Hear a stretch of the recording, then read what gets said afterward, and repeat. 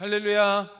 오늘 이 시간 신접한 여인이라는 제목으로 하나님의 은혜를 누리길 원합니다. 오늘 본문 가운데서 읽진 않았지만 1절 2절을 제가 한번 읽어드리도록 하겠습니다. 그때 블레셋 사람들이 이스라엘과 싸우려고 군대를 모집한지라 아기스가 다윗에게 이르되 너는 말키알라 너와 내 사람들이 나와 함께 나가서 군대에 참가할 것이니라. 다윗이 아기스에게 이르되 그러면 당신의 종이 행할 바를 아시리이다 하니 아기스가 다윗에게 이르되 그러면 내가 너를 영원히 내 머리 지키는 자를 삼으리라 하니라. 아멘.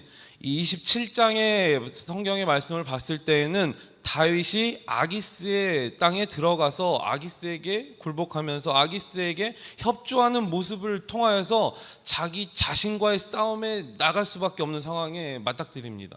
그럼에도 불구하고 장로들의 또한 그 사람들의 반대로 인해서 다윗이 싸움을 못 나가게 돼요. 다행히 자기 종족과의 싸움에서 내가 나가야 되는 그런 크나큰 어려움에 닥쳤음에도 불구하고 거부하게 되는 하나님의 은혜가 다윗 가운데 있었습니다.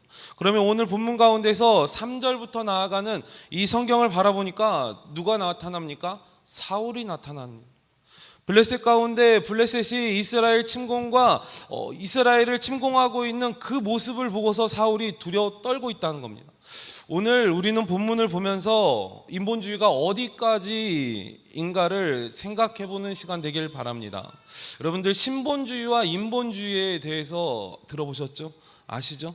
바로 신본주의는 이겁니다. 태초에 하나님이 모든 만물을 창조하셨고 또한 지금 일어나는 모든 일들이 하나님의 뜻이라고 해석하는 믿음의 태도라는 거예요. 그렇다면 인본주의는 뭘까요? 말 그대로 인본주의는 사람에 대한 거예요. 인간이 모든 것의 주인이 된다는 사상이고 그런 생각을 인본주의라 말하고 있다는 겁니다. 그렇다면 우리는 믿음 있는 자들은 믿음의 예수 그리스도를 나의 아버지로 고백하는 자는 신본주의일까요? 인본주의일까요?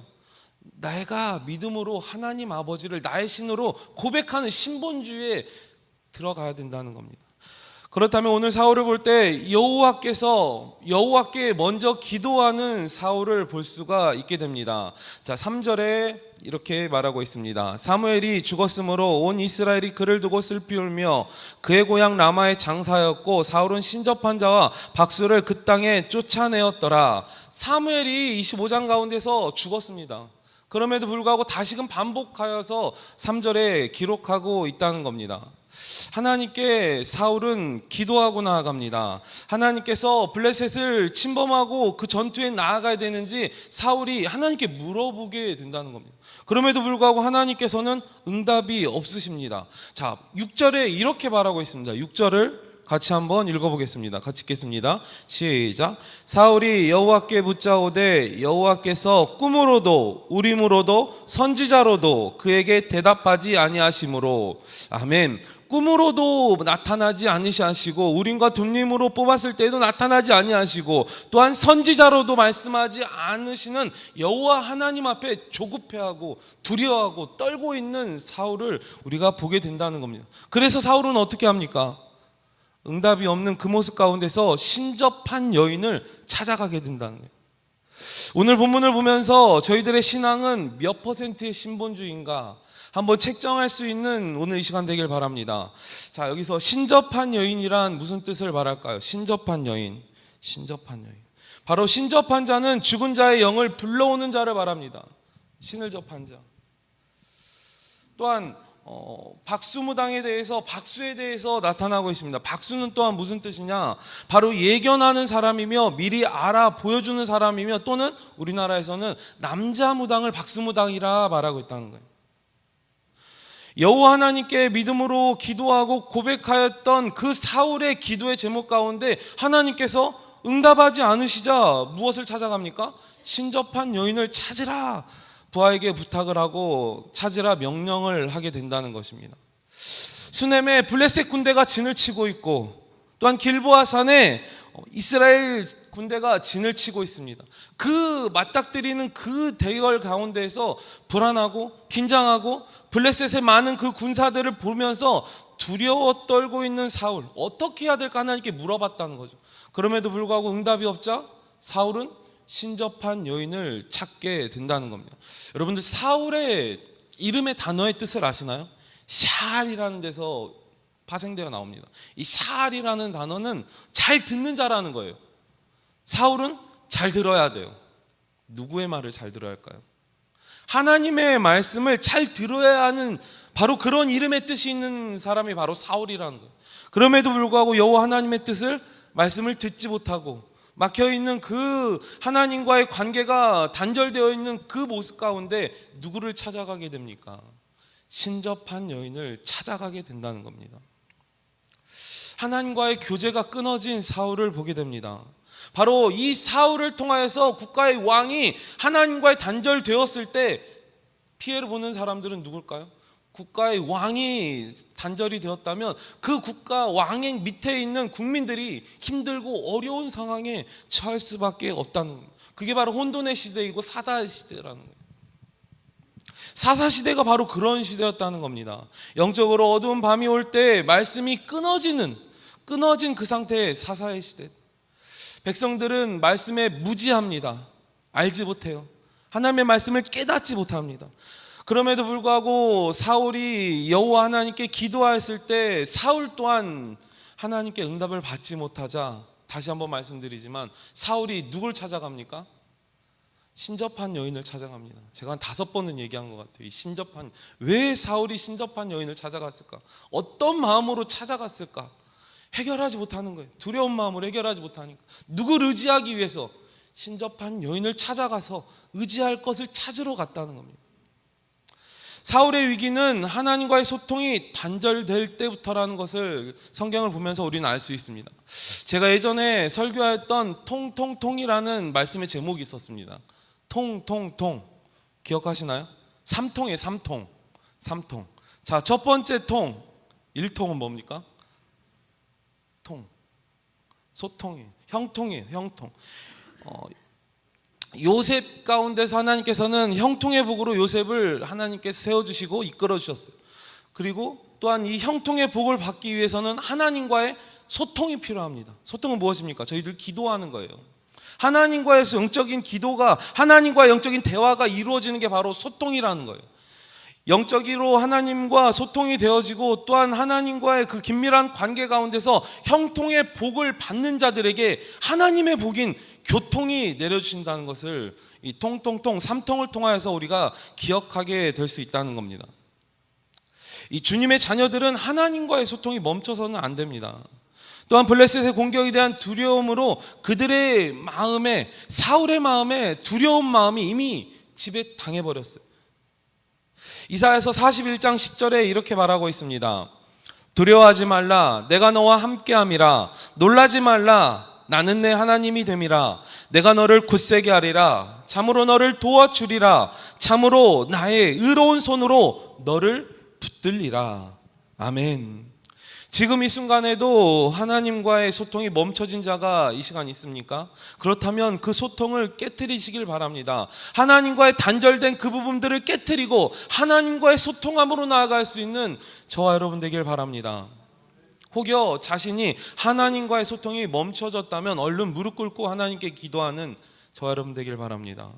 여기에서 하나님과의 소통이 끊어진 사울이 등장하고 있습니다. 사울은 신접한 여인을 찾았습니다. 전에는 은혜롭게도 신접한 자들과 은혜로울 때, 은혜가 있을 때 사울의 모습은 어땠습니까? 신접한 자들과 박수를 내쫓았던 사람이에요. 내쫓았던 사람.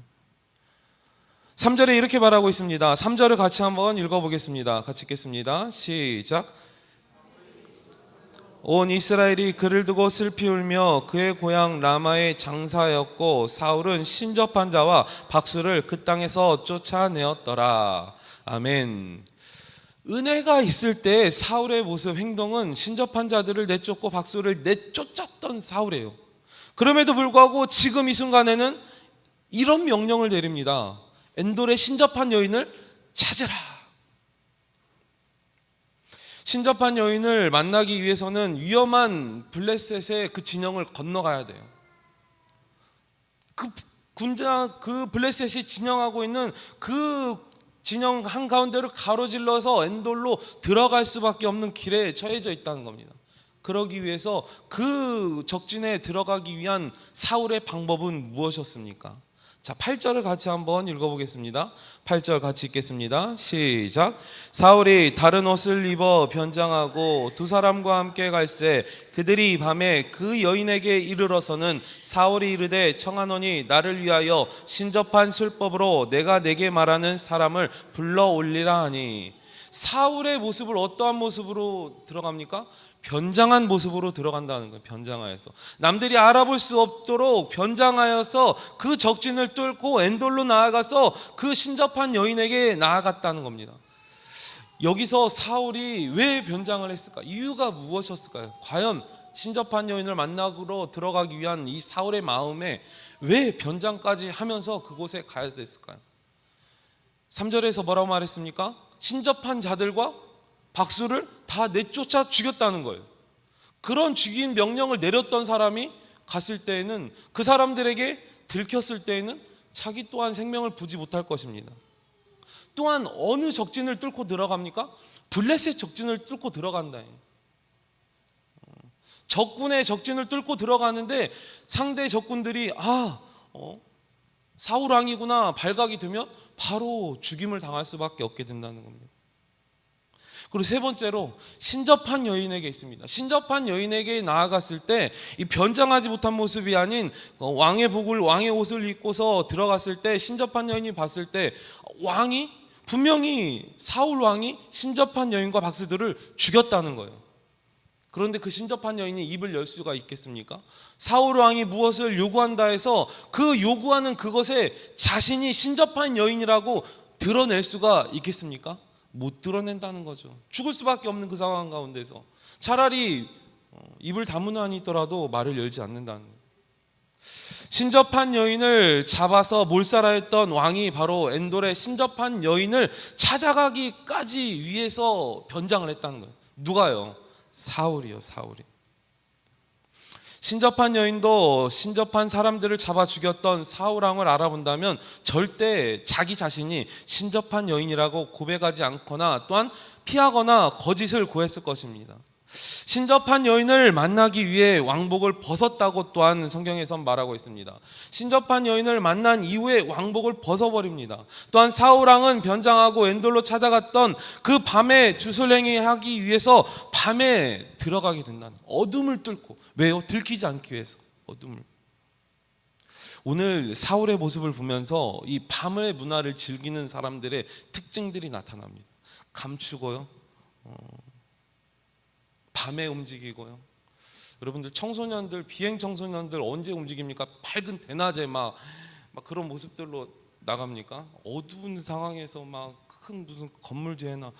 밤의 문화를 즐기는 사람들의 특징들이 있습니다. 두려워하거나 피해 다니거나 다른 사람들의 인적이 드문 곳을 향하여 나간다는. 사울도 마찬가지입니다. 하나님과의 관계가 끊어진 그 어두움의 단절의 관계에서 사울이 신접한 여인을 찾아가고 있는 사울을 오늘 성경을 보면서 알 수 있게 된다는 겁니다. 믿는 자들의 모습을 잠깐 보게 되면 믿지 않는 자들, 또한 그런 자들의 그 어두운 문화들은 좋지 않아요. 부어라 마셔라 즐겨라, 밤에 믿지 않는 자들이. 그럼에도 불구하고 믿는 자들의 밤의 문화는 어떨까요? 우리 철야에 나오셔서 금요 철야로 은혜의 기도의 시간으로 함께 하시길 바랍니다. 아멘입니다. 기도의 시간으로 하나님과 교제 나누면서 하나님의 말씀을 듣고 기도와 말씀과 찬양으로 저희들 중무장할 수 있는 기도의 용사 모두가 되기를 바랍니다. 믿는 자들은 달라요. 믿지 않는 자들과 밤의 문화를 즐기는 그 자체가 다르다는 거예요.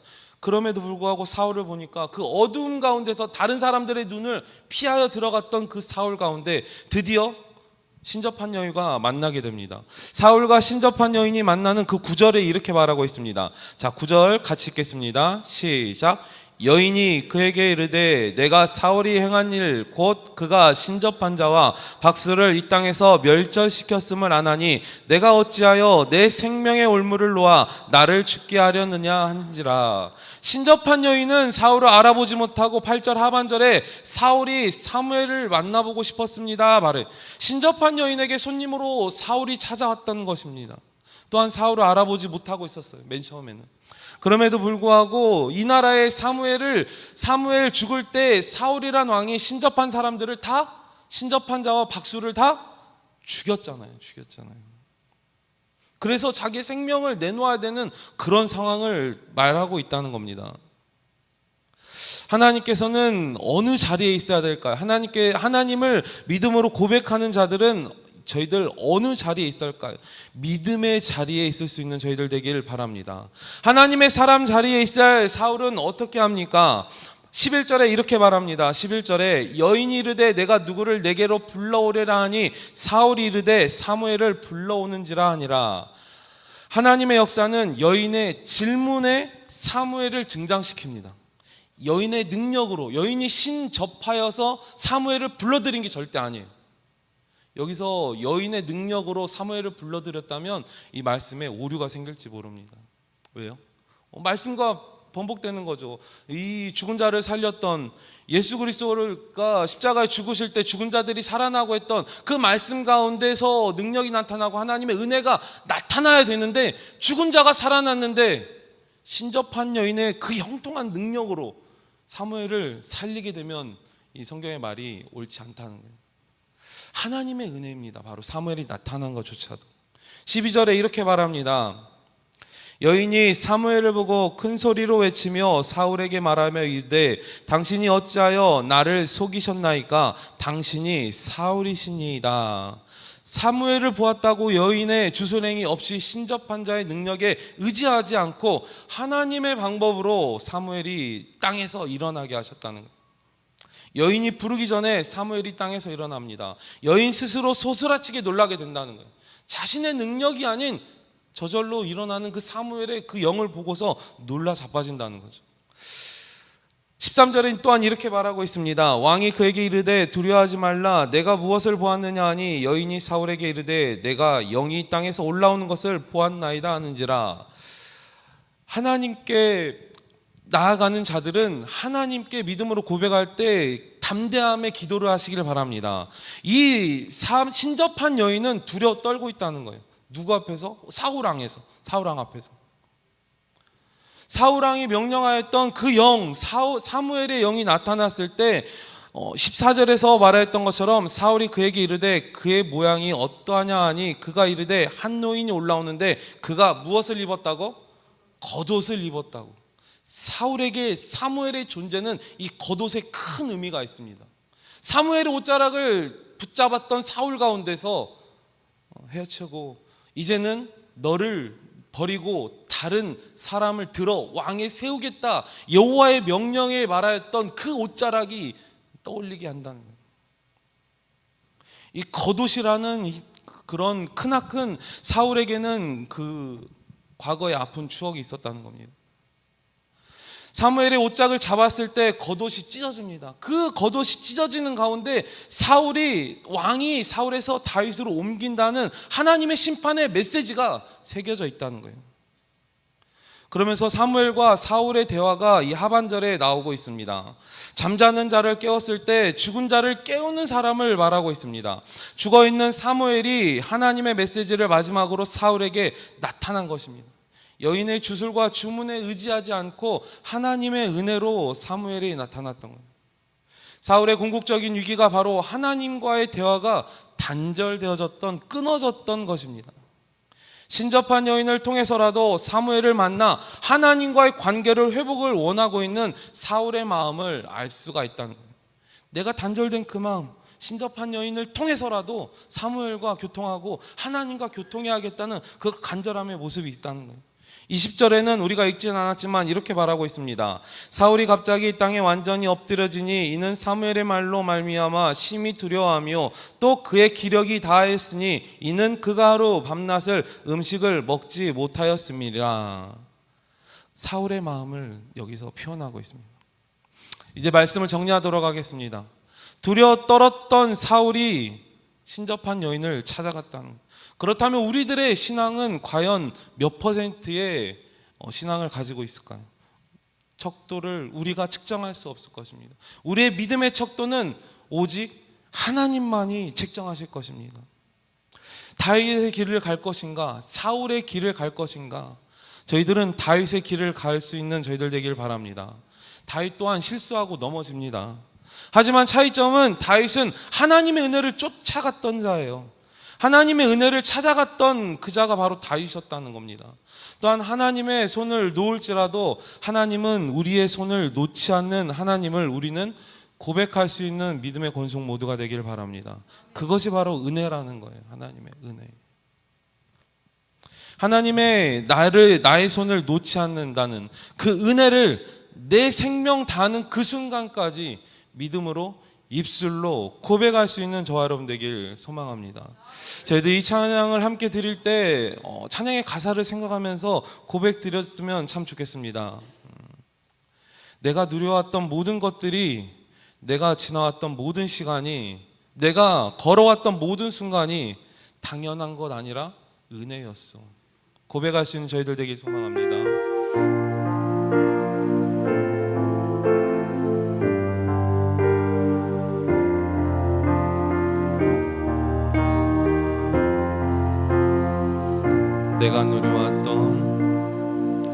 내가 누려왔던 모든 것들이, 내가 지나왔던 모든 시간이, 내가 걸어왔던 모든 순간이 당연한 것 아니라 은혜였어. 아침 해가 뜨고 저녁에 노을,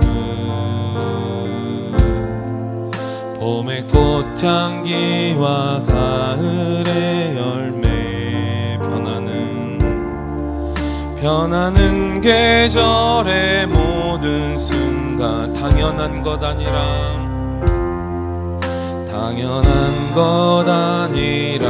모든 것이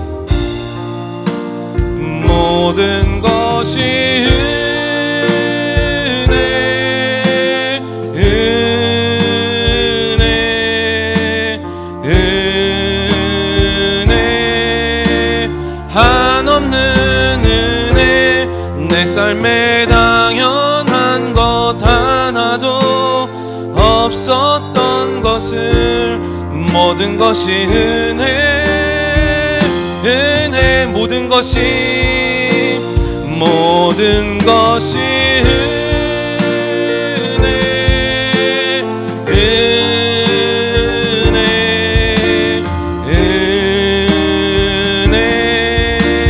한없는 은혜. 내 삶에 당연한 것 하나도 없었던 것을 모든 것이 은혜. 다시 한번 고백합니다. 모든 것이 은혜, 한없는 은혜. 내 삶에 당연한 것 하나도 없었던 것을 모든 것이 은혜. 저희들 믿음으로 고백하는 이 시간 되길 소망합니다. 하나님, 저희들 살아가고 있음에 은혜를 받음을 고백합니다. 하나님, 나의 생명이 다하는 그 순간까지 내가 받은 은혜를 위하여 하나님께 보답하길 원합니다. 하나님, 은혜를 주심에 감사를 드리오니 하나님, 나의 삶을 드리길 원합니다. 하나님, 나의 시간을 드리길 원합니다. 하나님, 나의 정성을 드리길 원하오니 강하고 담대한 믿음을 도하여 주시옵소서. 시간 다 함께 동성으로 기도할 때 하나님께 받은 은혜에 감사하여 동성으로 기도합니다.